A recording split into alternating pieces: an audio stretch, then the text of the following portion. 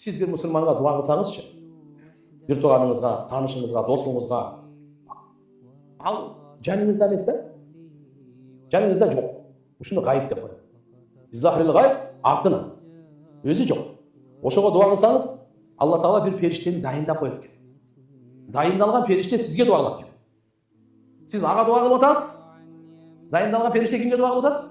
Сизге дуа кылат. Эмнени досуңузга сурасаңыз, дайындалган периште айтат экен, сизге да ошо берилсин. Сиз айттыңыз, я Алла, досума өмүр бер. Периште айтат экен, сизге да Алла өмүр берсин. Я Алла, досума ден соолук бер. Периште дайындалып айтат экен, сизге да Алла ден соолук берсин. Я Алла, досума бакыт бер. Дайындалган периште сизге айтат экен, я Алла, сага да бакыт берсин.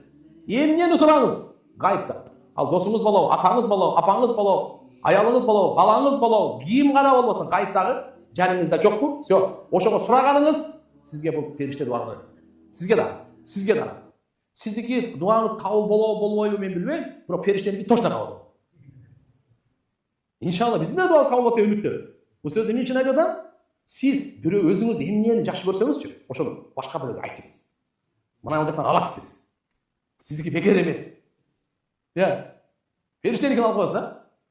Сиз ошон үчүн биз баарыбыз бирибизге ичи тар болбой, кең пейил менен дуа кылайлы. Бирибизге жакшылык каалайлы. Ушул иши бүтүп кетсин деп коркпой дуа кылыңыз эми. Аны бүтөп билебиз, сиз төшөңүздөр. Иш мындай болуп атпайбы? Пайгамбарыбыз кандай жол айтып берип койду бизге? Ошон үчүн кээ бир алымдар болгон. Кайсы кажетим болсо, меникичи, ошону бирөө үчүн дуа кылсаңыз, чтоб менин кажетим бүтүш. От души дуа кылыңыз, от души жакын аласыз. Анан билип коюң, эртесинде дуаны жиберсеңиз, сизге да ошондой болуп калат. Бул жакта баягы мындай өтпөйт куулук. Аныкы болобу деп атамак жок. Сиз кандай берсеңиз, бул кудум ошондой дейт да. Көз жаш менен бериңизби, куд ошондой күчтүү келет сизге. От души берип, от душини алың.